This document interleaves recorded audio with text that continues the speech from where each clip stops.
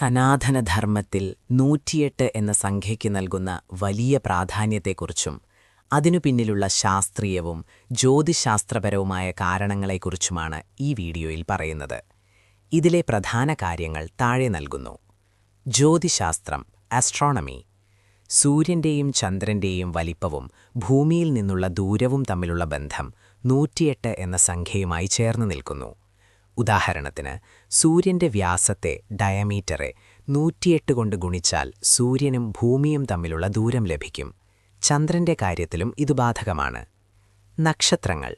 27 നക്ഷത്രങ്ങളും അവയുടെ 4 പാദങ്ങളും ചേർന്നാൽ 27 ഗുണിക്കണം 4 108 ആകുന്നു. മനുഷ്യശരീരം. മനുഷ്യശരീരത്തെ ഒരു ചെറിയ പ്രപഞ്ചമായിട്ടാണ് കണക്കാക്കുന്നത്. ശരീരത്തിൽ 108 മർമ്മ പോയിന്റുകളും 108 നാഡികളുമുണ്ടെന്ന് യോഗശാസ്ത്രം പറയുന്നു. ആചാരങ്ങൾ. മന്ത്രങ്ങൾ ജപിക്കുന്നതിനും ക്ഷേത്രങ്ങളിൽ പ്രദക്ഷിണം വയ്ക്കുന്നതിനും 108 എന്ന കണക്ക് ഉപയോഗിക്കുന്നത് മനുഷ്യശരീരത്തെ പ്രപഞ്ചത്തിന്റെ താളവുമായി, കോസ്മിക് ഋതവുമായി ബന്ധിപ്പിക്കാനാണെന്ന് വീഡിയോയിൽ സമർത്ഥിക്കുന്നു. ചുരുക്കത്തിൽ 108 എന്നത് വെറുമൊരു അന്ധവിശ്വാസമല്ല, മറിച്ച് പ്രകൃതിയിലെയും പ്രപഞ്ചത്തിലെയും കണക്കുകളുമായി യോജിച്ചു പോകുന്ന ഒരു അലൈൻമെന്റ് ടെക്നോളജിയാണെന്നാണ് ഇതിലൂടെ പറയുന്നത്.